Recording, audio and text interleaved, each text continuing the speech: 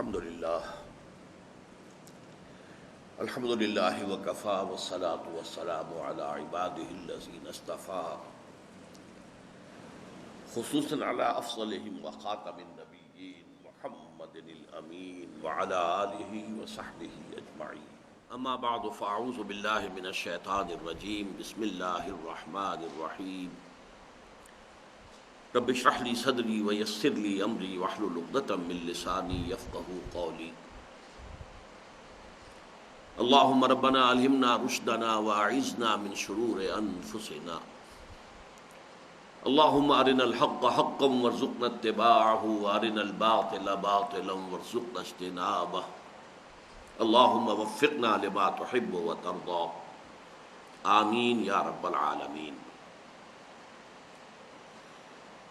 منہج انقلاب نبوی علی صاحبہ الصلاۃ والسلام پر بحث اور گفتگو سے پہلے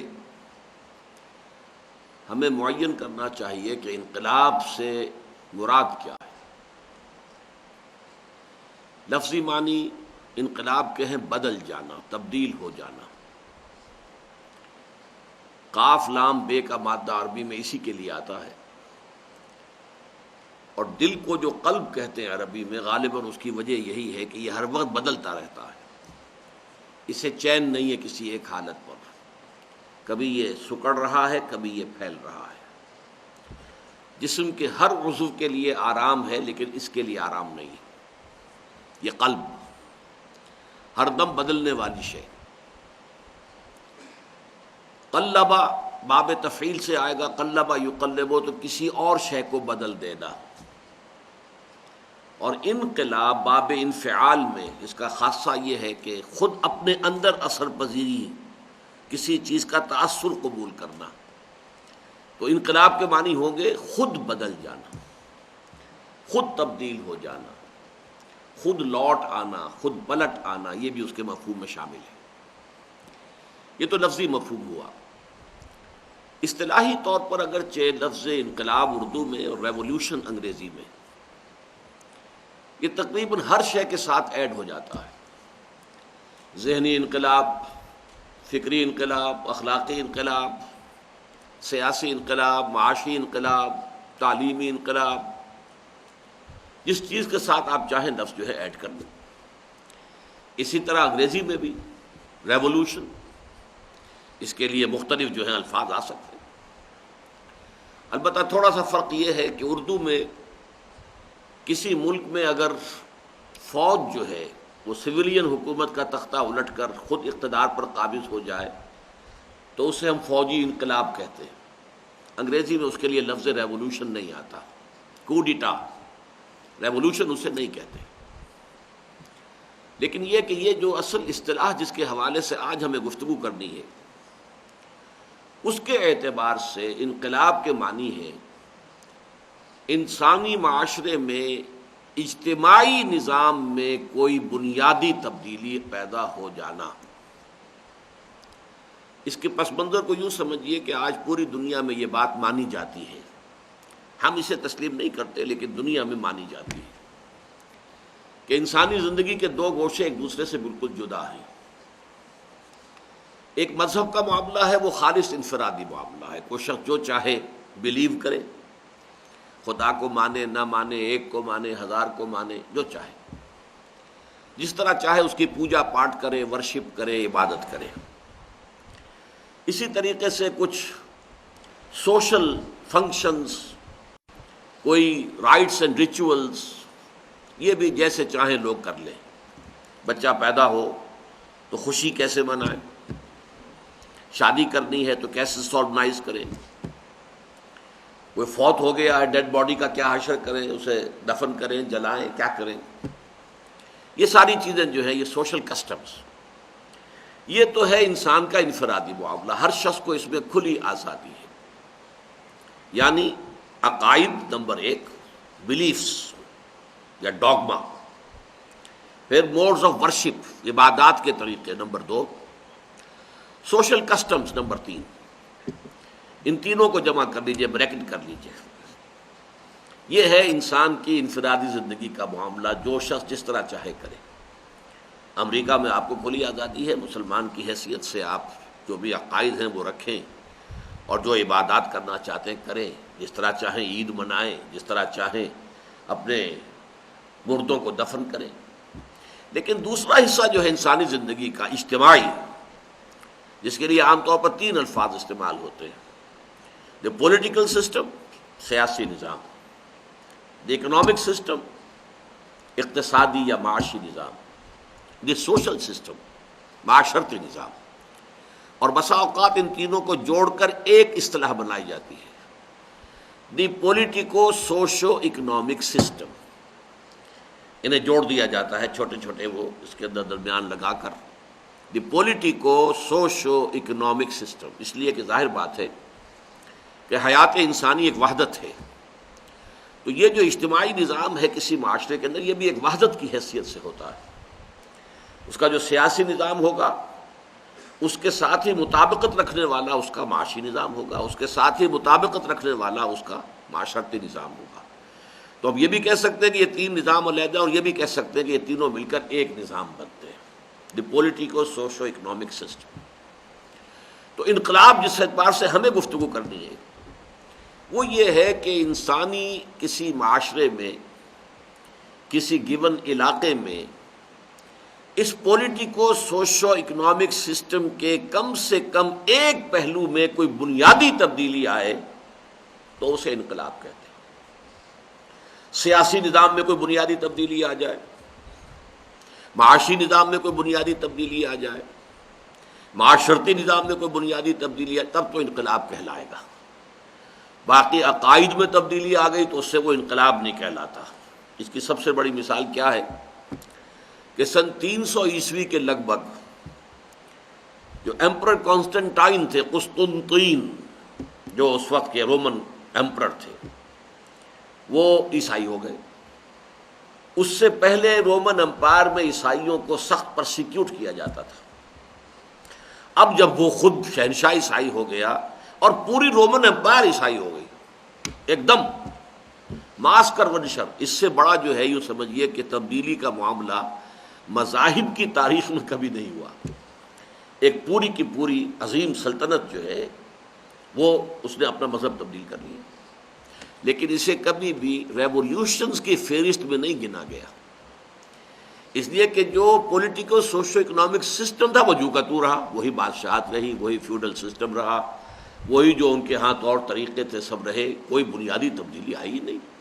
تبدیلی آئی ہوگی تو یہ ہے کہ بچہ پیدا ہو رہا ہے تو بیپٹائز کیا جائے گا، اسے چرچ میں جائیں گے، کچھ کوئی کسی طور سے پریئر ہوگی، بس اللہ اللہ خیر صلی اللہ۔ باقی the politico socio economic system remained intact as it was, لہذا اسے کبھی بھی آپ نے نہیں سنا ہوگا رومن ریولوشن، نہیں۔ البتہ یہ کہ اس کے برعکس فرانس کا انقلاب کچھ 250 برس پہلے آیا تھا، وہ واقعتاً انقلاب تھا، اس لیے کہ سیاسی نظام میں ایک بہت بڑی تبدیلی آئی، بادشاہت کے نظام کا خاتمہ، جمہوریت کے دور کا آغاز، بڑی تبدیلی تھی۔ اسی طریقے سے بولشوک ریولوشن 1917 میں جو آیا روس میں، وہ بھی یقیناً انقلاب تھا، اس لیے کہ وہاں معاشی نظام میں بہت بڑی تبدیلی آ گئی کہ کوئی بھی ذرائع پیداوار جو ہے وہ انفرادی ملکیت میں نہیں رہیں گے، سب کے سب اجتماعی ملکیت میں ہوں گے، بڑی تبدیلی تھی۔ ان دونوں سے ہم واقف ہیں اچھی طرح کہ یہ انقلابات ہیں، انقلابات عالم میں ان کا شمار ہوتا ہے۔ یہ کوالیفائی کرتے ہیں انقلاب کے لفظ کو، اس لیے کہ پولیٹیکو سوشو اکنامک سسٹم کے ایک پہلو پر یقیناً بہت بڑی تبدیلی اثر انداز ہوئی۔ اب اس حوالے سے جو بات سمجھنے کی ہے وہ یہ ہے، اس کو میری گفتگو کا دوسرا حصہ سمجھیے۔ پہلی بات تھی انقلاب کے لفظی معنی، لغوی معنی، literal meaning of revolution. Number دوسری وہ یہ کہ اس کا اصطلاحی مفہوم کیا ہے۔ جب اصطلاح کے طور پر لفظ انقلاب ہم بولتے ہیں تو اس کا معنی کیا ہے۔ اب نمبر 3 لیجیے کہ اس مفہوم کو سامنے رکھ کر اگر ہم پوری انسانی تاریخ کا جائزہ لیں تو یہ بات بالکل نکھر کر سامنے آتی ہے کہ تاریخ انسانی کا عظیم ترین انقلاب وہ تھا جو محمد عربی صلی اللہ علیہ وسلم نے اب سے 1400 برس قبل جزیرہ نما عرب میں برپا کیا۔ یہ تمام انقلابات عالم کی فہرست میں دو اعتبارات سے نہایت ممیز ہے، ممتاز ہے، آؤٹ اسٹینڈنگ۔ نمبر ایک، یہ ٹوٹل ریولوشن تھا، اس میں ہر شے بدل گئی، یہاں تک کہ مذہب بھی بدلا، معاشرتی نظام بھی بدلا، سیاسی نظام بھی بدلا، معاشی نظام بھی بدلا، عقائد بھی بدلے، عبادات بھی بدلے، سوشل کسٹم بھی بدلے، 6 کی 6 چیزیں بدل گئی۔ باقی اس کے مقابلے میں ہم دیکھیں تو فرینچ ریولوشن میں صرف پولیٹیکل سسٹم بدلا، باقی عقائد وہی رہے، پہلے بھی کرسچنز تھے، بعد میں بھی کرسچنز تھے، وہی عقائد، باقی اور سوشل کسٹم بھی وہی رہے، کوئی تبدیلی نہیں ہوئی، محض ایک پولیٹیکل سسٹم میں تبدیلی آئی۔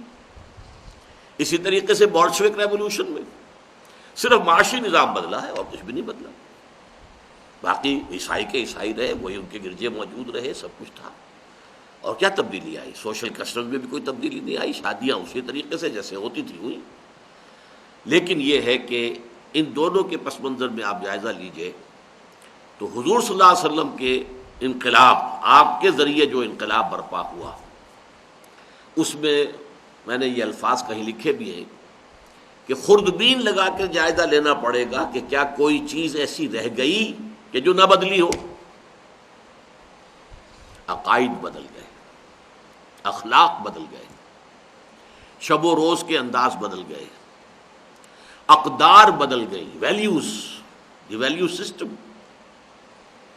انسان کی معاشرت تبدیل ہو گئی، معاشی نظام تبدیل ہو گیا، معاشرتی ویلیوز کیا ہیں، سماجی اقدار جنہیں کہ پروموٹ کیا جانا چاہیے وہ کون سے ہیں، سوشل ایولز کا کانسیپٹ کیا ہے جنہیں ایریڈیکیٹ کیا جانا چاہیے، ہر شے بدل گئی۔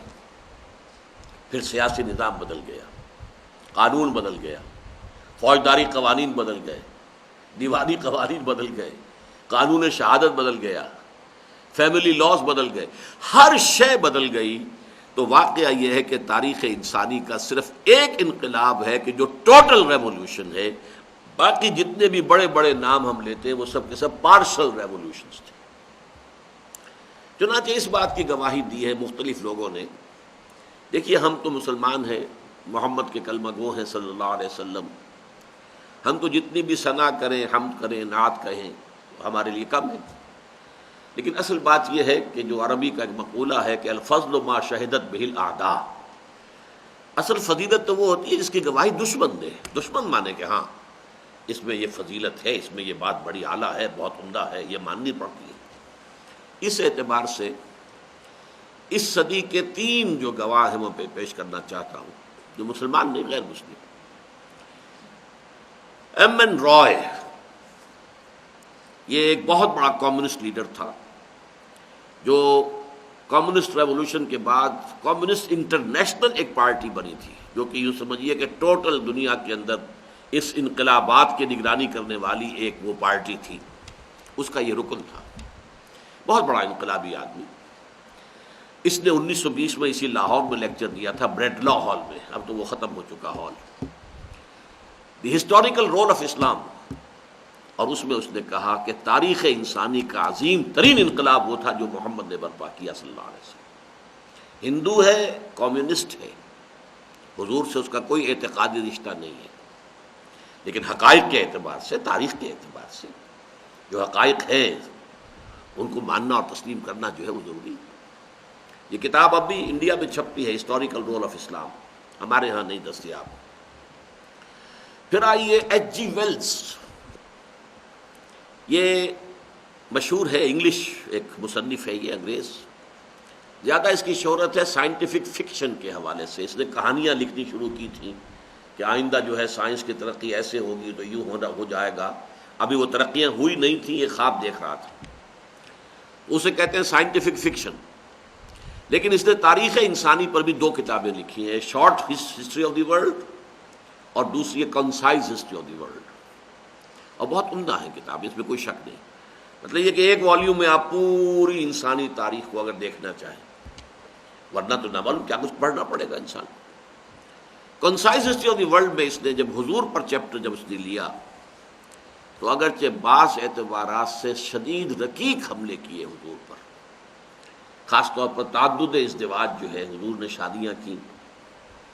اب ظاہر بات ہے کہ یہ عیسائی ہیں، ان کے نزدیک تو عظیم ترین شخصیات دو ہیں، عیسیٰ اور یحییٰ علیہ الصلاۃ والسلام، دونوں نے ایک شادی بھی نہیں کی۔ حضرت عیسیٰ کی شادی نہیں ہوئی، ہوگی جب دوبارہ آئیں گے تو ان کی شادی بھی ہوگی، اولاد بھی ہوگی، لیکن اس وقت تو نہیں ہوئی، وہ تو اسی عیسیٰ سے واقف ہیں۔ یحییٰ علیہ الصلاۃ والسلام، انہوں نے بھی شادی نہیں کی۔ تو ان کے ہاں تو تصور یہ کہ شادی کرنا ہی گھٹیا کام ہے۔ دینی اور روحانی اعتبار سے تو اونچے لوگ وہ ہوتے ہیں جو ساری عمر تجرد کی زندگی بسر کریں، شادی نہ کریں۔ یہ گھر گرہستی یہ کیا ہے؟ اور حضور نے بھرپور جو ہے عائلی زندگی گزاری ہے۔ اس حوالے سے یہ کڑوی گولی ان کے حلق سے نیچے نہیں اترتی، میں انہیں معذور سمجھتا ہوں، لیکن اس نے بڑے رقیق حملے کیے ہیں، بالکل جیسے کہ سلمان رشدی نے کیے ایسے کیے۔ اور یہ میں نے اس لیے آپ کو بتا دیا کہ یہ اسٹیبلش ہو جائے کہ وہ دشمن ہے، وہ حضور کا عقیدت مند نہیں ہے۔ الفضل ما شہدت بالاعداء، اس کا تقاضا یہ ہے کہ پہلے اسٹیبلش ہو جائے کہ ایچ جی ویل جو ہے وہ حضور کا عقیدت مند نہیں ہے، دشمن ہے۔ لیکن یہی ایچ جی ویلز ہے کہ جو پھر آخر میں اس چیپٹر میں حضور صلی اللہ علیہ وسلم کا جو خطبہ حجۃ الوداع ہے اس میں سے کوٹیشن دیتا ہے، لا فضل لعربی علی عجمی ولا لعجمی علی عربی ولا لاحمر علی اسود ولا لاسود علی احمر الا بالتقوی۔ کسی عرب کو کسی عجمی پر کوئی فضیلت نہیں، کسی عجمی کو کسی عرب پر کوئی فضیلت نہیں، کسی گورے کو کسی کالے پر کوئی فضیلت نہیں، کسی کالے کو کسی گورے پر کوئی فضیلت نہیں سوائے تقویٰ کی۔ یہ الفاظ لکھ کر اور پھر وہ یہ کہتا ہے کہ although the sermons of human fraternity, freedom and equality were said before also, we find a lot of such sermons in Jesus of Nazareth. یعنی اگرچہ انسانی مساوات، حریت اور اخوت کے وعظ تو دنیا میں پہلے بھی بہت کہے گئے تھے، چنانچہ حضرت مسیح ناصری، حضرت مسیح علیہ الصلوۃ والسلام کو وہ جیزس آف نازرت کہتے ہیں۔ ناصرہ گاؤں ہے کہ جہاں ان کی پیدائش ہوئی تھی، تو جیزس آف نازرت کے ہاں بھی بڑے سرمنس تو ہیں، but it must be admitted that it was Muhammad صلی اللہ علیہ وسلم who for the first time in human history established a society based on these principles.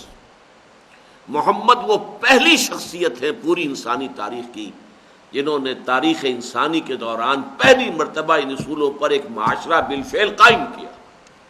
تو واس کہنا تو بہت آسان ہے، لیکن قائم کرنا، human equality, fraternity and freedom, تو یہ ایک بہت بڑے دشمن کی اور شاتم رسول کی گواہی ہے نظام کے اعتبار سے۔ باقی جو بھی اس نے حملے کیے ہیں وہ علیحدہ ہیں، ان کو چھوڑ دیجیے۔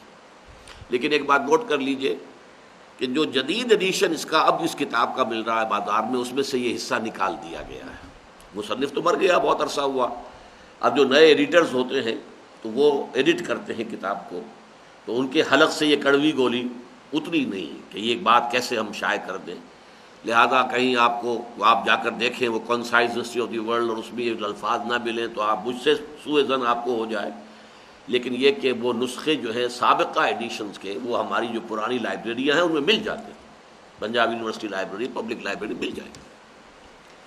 تیسری گواہی ڈاکٹر مائیکل ہارٹ کی ہے، یہ 1980 کے لگ بھگ کتاب شائع ہوئی تھی، دی 100، a selection and gradation of the 100 most influential personalities of human history۔ پوری انسانی تاریخ میں سے پہلے سلیکشن کیا کن کن لوگوں نے تاریخ کے دھارے کے رخ کو موڑا ہے، پھر یہ جو چن لیے 100 آدمی چن لیے اس نے کہ اس طریقے سے انہوں نے تاریخ کے اوپر اثر ڈالا، اس کے رخ کو موڑ دیا۔ پھر ان میں گریڈیشن، ان میں سب سے زیادہ کس نے اثر ڈالا، سب سے بڑی تبدیلی کون لے کر آیا، وہ نمبر 1، پھر نمبر 2، پھر نمبر 3، یہ گریڈیشن ہے 100، پھر نمبر 100 پر بھی چلا جائے گا، اور یہ شخص نمبر 1 پر حضور کو لا رہا ہے صلی اللہ علیہ وسلم۔ although he is a Christian، اب بھی وہ مسلمان نہیں ہوا ہے، زندہ ہے۔ امریکہ میں یہ کتاب چھپی تھی مینہٹن میں 1980 میں، لیکن اس نے کہا ہے کہ میں عیسائی ہوں اور میں یہاں مسیح کو وہ لے گیا حضرت مسیح علیہ السلام کو نمبر 3 پر، میں یہاں نمبر 1 پر محمد کو لا رہا ہوں صلی اللہ علیہ وسلم. Naturally I O an explanation. فطری طور پر میرے ذمے ہے کہ میں اس کی توجیح بیان کروں کہ کس وجہ سے میں محمد کو نمبر 1 پر لے آیا صلی اللہ علیہ وسلم. گویا کہ تاریخ انسانی کا عظیم ترین فرد جس نے تاریخ کے رخ کو موڑا ہے سب سے بڑھ کر، وہ تو محمد ہے صلی اللہ علیہ وسلم. تو اس نے کہا this is because he is the only person. The only یہ ذرا انڈر لائن کر لیں ذہن میں، ایک ہی شخص ہے. He is the only person supremely successful in both the religious and the secular fields. وہ جو میں نے شروع میں آپ کو بتایا تھا، 3 چیزیں ادھر 3 چیزیں ادھر، عقائد، عبادات اور کچھ سوشل کسٹمز، یہ 3 جمع کر لیجئے، یہ مذہبی زندگی ہے. آزادی ہے ہر فرد کو. اور social system, economic system, political system, ان 3 کو جمع کر لیجئے، یہ سیکولر لائف ہے ان کے کہنے کے مطابق. اس کا کسی مذہب سے کوئی تعلق نہیں.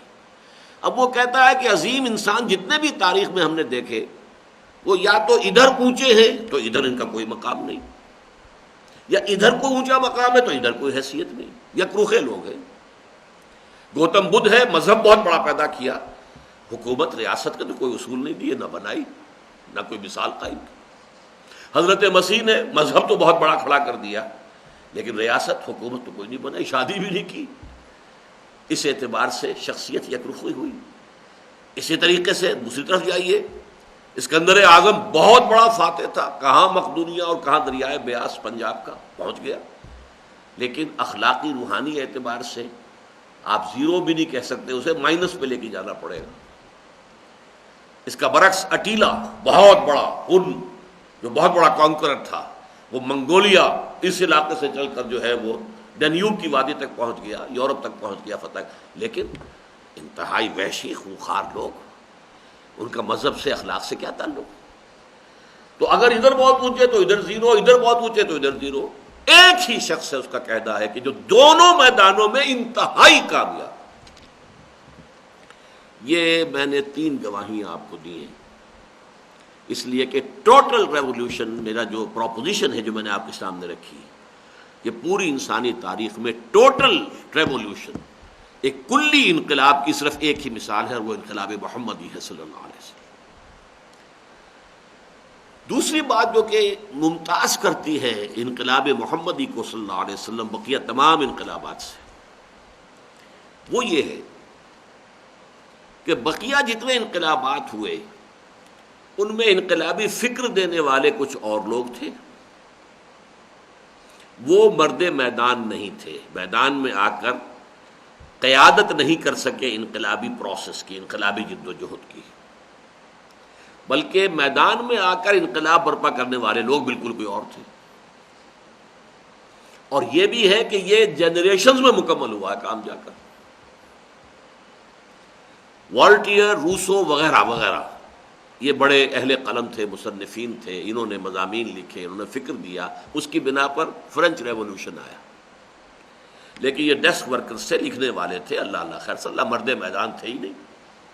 تو فرینچ ریولوشن جو آیا ہے وہ تو کچھ اوباش لوگوں کے ہاتھوں آیا ہے، اسی لیے نہایت بلڈی ریولوشن، تاریخ انسانی کا انتہائی خونی انقلاب.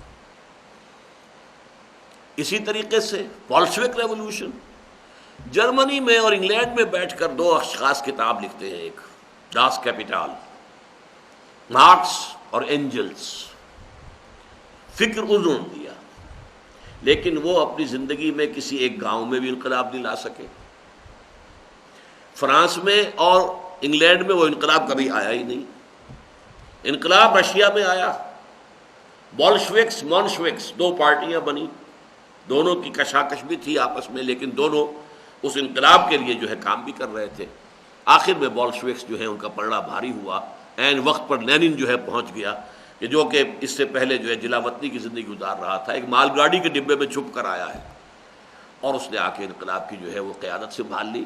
تو نہ مارکس کا کوئی تعلق اس سے اور نہ اینجلس کا.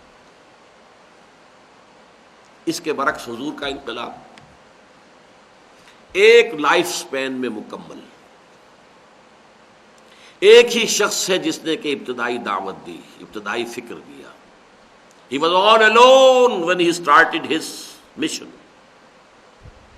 کوئی پارٹی، کوئی امت، کچھ ساتھ نہیں تھا۔ پہلے دن 4 آدمی ایمان لائے، زوجہ محترمہ حضرت خدیجہ الکبریٰ رضی اللہ تعالی عنہا، چچا داد بھائی جو زیر تربیت بھی تھے، زیر کفالت بھی تھے، حضرت علی رضی اللہ تعالی عنہ، بڑے جگری دوست حضرت ابوبکر صدیق رضی اللہ تعالی عنہ، ایک غلام کے جن کو آزاد کر کے بیٹا بنا لیا تھا، منہ بولا بیٹا زید ابن حارثہ رضی اللہ تعالی عنہ۔ 1+4 یہ 5 کی جماعت بنی ہے، 5 کا اسرہ بنا کے لیجیے۔ یہاں سے بات شروع ہوئی، اور یہ کہ 10 برس میں تو بمشکل 125 آدمی حضور کے ساتھ آئے۔ وہی شخص ہے جو مکے میں گلیوں میں بھی تبلیغ کر رہا ہے، وہی ایک گھر کو مرکز بنا کر دار ارقم ہے، وہاں تربیت کر رہا ہے، اپنے ساتھیوں کی تعلیم دے رہا ہے انہیں۔ یتلو علیہم آیاتہ ویزکیہم ویعلمہم الکتاب والحکمہ۔ جو رول بعد میں مدینے میں مسجد نبوی کا ہوا وہ دار ارقم کا تھا، مکہ مکرمہ میں وہ مرکز تھا چھوٹا سا، اور کھلے میں تو جا کر وہ نماز نہیں پڑھ سکتے تھے، لیکن گھر میں تو پڑھ سکتے تھے۔ یہ پھر جو بھی مشکلات آئیں، جو بھی مصائب آئے، وہ ساری مشکلات آئیں جو کسی ریولوشنری پروسیس میں آتی ہے۔ پھر اس کے بعد یہی شخص، وہی شخص جو پھر آرمیز کو کمانڈ کر رہا ہے صلی اللہ علیہ وسلم۔ اب حضرت مسیح نے اسٹریٹ پریچنگ تو کی ہے، لیکن کبھی وہ کسی آرمی کو کمانڈ کرتے ہوئے تو نظر نہیں آئے۔ البتہ گلیوں میں آپ نے تبلیغ کی ہے، تبلیغ حضور نے گلیوں میں بھی کی، اور فوجوں کی قیادت بھی کی، سپہ سالاری بھی کی۔ وہی شخص جو ہے پھر ایک ہیڈ آف دی اسٹیٹ بن کر سامنے آتا ہے مدینے میں، بہت بڑا اسٹیٹس مین بن کر سامنے آتا ہے۔ یہ سارے مراحل ایک ہی شخص کی رہنمائی میں درجہ تکمیل کو، پایہ تکمیل کو پہنچے۔ اس کی تو کوئی مثال ناممکن ہے کہ پوری تاریخ انسانی میں آپ کو مل سکے۔ یہ بھی ممیز ہونے کا، ممتاز ہونے کا ایک پہلو ہے۔ اس سے اب ان 2 چیزوں سے، یہ جو ہماری تیسری بحث چل رہی تھی، اس میں جو 2 حصے ہو گئے کہ انقلاب محمدی صلی اللہ علیہ وسلم جو ہے وہ 2 اعتبارات سے ممتاز ہے۔ نمبر 1 یہ ٹوٹل ریولوشن تھا، نمبر 2 یہ ریولوشن ایک ہی شخص کی قیادت میں اور ایک ہی انسانی زندگی کا جو بھی دورانیہ ہوتا ہے، لائف سپین، اس کے اندر ابتدا سے تکمیل تک کے سارے مراحل طے کر گیا۔ ان 2 کا ایک نتیجہ نکلتا ہے۔ اگر آپ یہ جاننا چاہیں کہ پروسیس آف ریولوشن ہے کیا، انقلابی عمل کسے کہتے ہیں، تو واحد سورس ہے سیرت محمدی صلی اللہ علیہ وسلم۔ ظاہر بات ہے اور کوئی شخص میدان میں ہے ہی نہیں، کس سے سمجھیں گے؟ مارکس نے، اینجلز نے تو کتاب لکھ دی تھی، اللہ اللہ خیر صلی اللہ، آگے کوئی انقلاب تو برپا کیا ہی نہیں۔ والٹیر روسو نے کتابیں لکھ دی، مضامین لکھ دیے، لیکن یہ کہ اس سے آگے تو ان کا کوئی رول نہیں۔ جن لوگوں نے انقلاب برپا کیے ان کا کوئی رول اس اعتبار سے نہیں ہے کہ انہوں نے لوگوں کی تربیت کی ہو، کوئی نہیں۔ ایک پبلک ایک مہم چلائی ہے، ایک ماس موومنٹ، اس میں لوگوں نے یقین قربانیاں دی ہیں، تبھی انقلاب آیا ہے، لیکن یہ کہ وہ یک رخی زندگی ہے۔ تو اگر کوئی شخص یہ سمجھنا چاہے کہ ایک ریولوشنری پروسیس ہم کسے کہیں، اور اگر کوئی شخص واقعتاً چاہے کہ انقلاب محمدی صلی اللہ علیہ وسلم کو دوبارہ دنیا میں برپا کیا جائے، اس کے لیے تو ظاہر بات ہے لا محالہ لا محالہ لا محالہ، اس کے سوا کوئی چارہ کار نہیں ہے کہ وہ سیرت النبی کا مطالعہ کرے۔ اگرچہ سیرت النبی کے مطالعے کے 2 انداز بالکل مختلف ہوں گے۔ 2 الفاظ آپ نے سنے ہوں گے، ایک مضمون ہے ہسٹری، ایک ہے فلسفی آف ہسٹری۔ ان دونوں بڑا فرق ہے۔ تاریخ میں تو آپ کو یہ معلوم ہے کہ فلاں سن میں یہ ہو گیا، فلاں جنگ ہوئی، اس میں وہ جیت گیا، وہ ہار گیا، یہ ہو گیا، یہ وہ کیڑ پچھاڑ ہو گیا، وہ تہذیب ابھر آئی، یہ تہذیب گر گئی، ٹھیک ہے، دس از ہسٹری۔ لیکن یہ کیوں ہوا، کوئی ابھرا تو کیوں ابھرا، کوئی گرا تو کیوں گرا، بٹوین دی لائنز ریڈ کرنا، بین السطور میں دیکھنا جھانک کر کہ یہ حالات و واقعات جو ہوئے ہیں ان کے پیچھے کیا ہے، اسباب و علل کیا ہے۔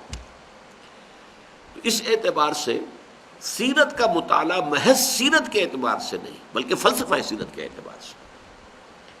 اور اس سے میری مراد کیا ہے کہ ہم جائزہ لیں کہ انقلابی عمل کے کیا سٹیجز ہیں کہ جو سیرت محمدی صلی اللہ علیہ وسلم سے ہم اخذ کر سکتے ہیں، اور یہ کہ ہر سٹیج کے کیا تقاضے تھے جو پورے کیے گئے، اور کسی ایک سٹیج سے دوسری سٹیج میں جانے کے لیے کیا کرائیٹیرین تھا کہ اب یہ سٹیج پوری ہو گئی اب اگلے سٹیج پر ہم جاتے ہیں. اس لیے کہ بظاہر سیرت نبوی کے اندر تضادات موجود ہیں. یہ بظاہر کے لفظ کو انڈر لائن کر لیں، بظاہر، اور ہمارے دشمنوں نے انہیں ہائی لائٹ کیا ہے، نمایاں کیا ہے. چنانچہ بہت بڑا فلسفی تاریخ کا ٹوائنبی، اس نے ایک زہر میں بھجا ہوا جملہ کہا ہے: محمد failed as a prophet but succeeded as a statesman. محمد ایک نبی کی حیثیت سے تو ناکام ہو گئے، وہ کامیاب تو ہوئے ایک سیاستدان کی حیثیت سے. اب یہ زہر میں بجھا ہوا ہے، لیکن give the devil his due، اس کی بات بھی سمجھنے کی کوشش کریں. تنقید کا یہ ایک خاصہ ہے کہ آپ جس شخص پر تنقید کر رہے ہو، جس بات پر آپ تنقید کر رہے ہو، اس کے ذہن میں جھانک کر دیکھیے وہ یہ بات کیوں کہہ رہا ہے، کن حالات میں کہہ رہا ہے، پس منظر کیا ہے. اب یہ جو ہے عیسائی، ظاہر بات ہے وہ بھی عیسائی ہے، فائن بھی، تو جو نبیوں کا کانسیپٹ ان کے سامنے آتا ہے وہ حضرت عیسیٰ حضرت یحییٰ کا ہے. دعوت ہے، تبلیغ ہے، اگر لوگ ستا رہے ہیں تو ان کو معاف کرنا ہے، یہی ہے نا. یہ نقشہ محمد کا مکے میں ہے، مدینے میں تو نہیں. یعنی وہ چاہے مانے یا نہ مانے کہ محمد اللہ کے نبی ہیں، لیکن ایک نقشہ ضرور مشابہ ہے نبیوں کے. جو مکی دور میں حضور کی شخصیت کا جو حیولہ سامنے آتا ہے، جو آپ کی مصروفیات کا جو نقشہ سامنے آتا ہے، وہ کسی نہ کسی درجے میں مشابہ ہے انبیاء کے نقشے سے. وہی آپ گلیوں میں بھی جا رہے ہیں، لوگوں کو خطاب کر رہے ہیں، لوگ ستا رہے ہیں، کوئی کہہ رہا ہے پاگل ہو گئے، کوئی کہتا ہے مجنون ہے، سب ساری چیزیں. لیکن مکے میں تو آپ ناکام ہو گئے، وہاں سے تو آپ کو نکلنا پڑا جان بچا کر. 3 روز تو آپ غار ثور کے اندر کوش رہے، گویا کہ وہاں تو ناکام ہو گئے، بحیثیت نبی وہ ناکام ہو گئے. البتہ مدینے میں جو نقشہ سامنے آتا ہے یہ تو اب ایک سپہ سالار ہے، ایک ہیڈ آف دی اسٹیٹ ہے. اللہ تعالیٰ نے ایسے حالات پیدا کر دیے کہ مدینے میں داخلہ ہی ہوا ہے بے تاج بادشاہ کی حیثیت سے، لہذا یہاں کامیاب ہے. تو he failed as a prophet but succeeded as a statesman. اسی کو مزید ہائی لائٹ کرنے کے لیے پروفیسر منٹگومری واٹ نے سیرت پر 2 کتابیں لکھ دی، محمد at Mecca, Muhammad at Medina. اب دیکھیے یہ ان کی شرارت، اس تضاد کو نمایاں کرنے کے لیے یہ سائملٹینیس کنٹراسٹ کہ مکے والا محمد تو کچھ اور نظر آتا ہے، مدینے والا محمد کچھ اور نظر آتا ہے. محمد at Mecca, Muhammad at Medina. اور مدینے والے محمد کے لیے صلی اللہ علیہ وسلم فداہ آباؤنا و امہاتنا، جتنے بھی انگریزی زبان میں کسی انسان کی شخصی مدح و ستائش و تعریف کے لیے الفاظ ہو سکتے ہیں وہ سپرلیٹو ڈگری میں استعمال کر دیے. بہت دور اندیش، بہت معاملہ فہم، بہت حالات کو صحیح طور پر پہچان لینے والے، بہت اچھے سپہ سالار، بہت اچھے حکمران، سارے جتنے بھی ہیں سپرلیٹو استعمال کرتے ہیں. لیکن یہ سب کے سب در حقیقت حضور صلی اللہ علیہ وسلم کی شخصیت مبارکہ کا وہی پہلو ہے جو پہلو تھا مکے والا، اس کے اندر نہیں. اس اعتبار سے میں نے آپ سے کہا ہے کہ یہ تضادات رفع ہوتے ہیں اگر جو فلسفی آف سیرہ ہے اس کو سمجھا جائے. اگر بٹوین دی لائنز آپ سمجھ سکیں گے اور دیکھ سکیں گے، ریڈ کر سکیں گے، تو یہ تضادات رفع ہو جائے. اسی طرح کا ایک اور تضاد ہے، آپ کو معلوم ہے صلح حدیبیہ ہوئی سن 6 میں، اور حضور نے بظاہر گر کر صلح کی، بڑی ان ایکول ٹرمز تھیں، لہذا مسلمانوں کا خون کھول رہا تھا غصے سے، ہم کیوں دب کر صلح کر رہے ہیں جبکہ ہم حق پر ہیں؟ الحق یعلو ولا یعلی علیہ، حق کا تو یہ حق ہے کہ وہ سربلند ہو، نہ یہ کہ کوئی اور اس کو اوپر بلند تر ہو جائے۔ لیکن حضور نے صلح کی، دب کر کی۔ لیکن 1 سال کے بعد جب مکے والوں اور ان کے حواریین کی طرف سے وہ صلح توڑ دی گئی، اب وہ مکے کا سردار ابو سفیان چل کر مدینے آیا ہے ود اے ریکویسٹ کہ اس کی تجدید ہو جائے، صلح دوبارہ پختہ کر دی جائے۔ اب حضور نہیں کر رہے، وہ سفارشیں بھی ڈلوا رہا ہے تو حضور نہیں مان رہے۔ کیوں؟ کچھ دیر پہلے گر کر صلح کر رہے ہیں، اور یہاں سردار آ رہا ہے، خوشامد کر رہا ہے، سفارشیں ڈلوا رہا ہے، صلح نہیں کر رہے۔ تو ایک کنٹراسٹ ہے، ایک تضاد ہے۔ How do you resolve it? یہ کیسے رفع ہوگا؟ یہ رفع ہوتا ہے در حقیقت اسی سے جس کا میں نے نام رکھا ہے فلاسفی آف سیرہ، یا سیرت کے بین السطور جھانک کر پڑھ سکنا۔ فلاں وقت یہ ہو رہا تھا تو کیوں ہو رہا تھا، حکمت کیا تھی؟ اس انقلابی عمل کے تقاضے ہیں کہ جو ہر وقت جو ہے فیصلہ کروا رہے ہیں کہ اس وقت اس انقلابی پروسیس کا تقاضا یہ ہے، اس وقت دب کر صلح کر لینی چاہیے۔ اب وہی انقلابی پروسیس یہ ڈکٹیٹ کر رہا کہ نہیں، اب صلح کرنے کا مطلب صرف یہ ہے کہ کفر کو آپ ایک فریش لیز آف ایگزسٹنس دے دیں، ورنہ کفر میں اب مقابلے کی طاقت ہے ہی نہیں۔ اب صلح کرنے کا مطلب ہے کہ خامخواہ اسے آپ لیز آف ایگزسٹنس دے رہے ہیں۔ تو اصل شے کیا تھی؟ انقلاب۔ اس لیے کہ محمد الرسول اللہ کا مقصد بعثت یہ تھا، هو الذی ارسل رسولہ بالہدی ودین الحق لیظہرہ علی الدین کلہ، وہی ہے اللہ جس نے بھیجا اپنے رسول کو صلی اللہ علیہ وسلم الہدا، کتاب ہدایت قرآن دے کر، ودین الحق اور دین حق دے کر، جو ایک نظام عدل و قسط ہے، the politico socio economic system based on justice and fair play, تاکہ غالب کریں اسے تمام کے تمام نظام زندگی پر۔ یہ انقلاب کا ایک عمل تھا۔ تو انقلاب کا تقاضا تھا، اس کے تحت جس وقت جو کرنا پڑا وہ آپ نے کیا ہے۔ اگر فلسفہ انقلاب سمجھ میں آ جائے گا تو سیرت پوری آپ کے نگاہوں کے سامنے کھل جائے گی، کہیں کوئی اشکال ہی نہیں رہے گا۔ اگر وہ فلسفہ انقلاب سامنے نہیں ہے تو پھر آپ کہیں کہیں رکیں گے، کہیں آپ اپولوجیٹک ہونا پڑے گا آپ کو، جیسے کہ ہمارے کچھ سیرت نگار، یہ جو ہمارا ماضی قریب کا زمانہ ہے اس میں بہت سے سیرت نگاروں نے بشمول مولانا شبلی اپولوجیٹک انداز اختیار کیا ہے، معذرت خواہانہ انداز اختیار کیا۔ بہرحال یہ تیسری بحث تھی جو مکمل ہوئی۔ نمبر 1 انقلاب کے لفظی معنی، نمبر 2 اس کا اصطلاحی مفہوم، نمبر 3 انقلاب محمدی کے امتیازی خصائص، اور نمبر 4 کہہ لیں ان کا جو منطقی نتیجہ ہے کہ ایک انقلابی عمل کے لیے اگر سورس آپ کو چاہیے تلاش کرنے کے لیے، سمجھنے کے لیے، تو وہ صرف اور صرف سیرت محمدی ہے علی صاحب الصلاۃ والسلام۔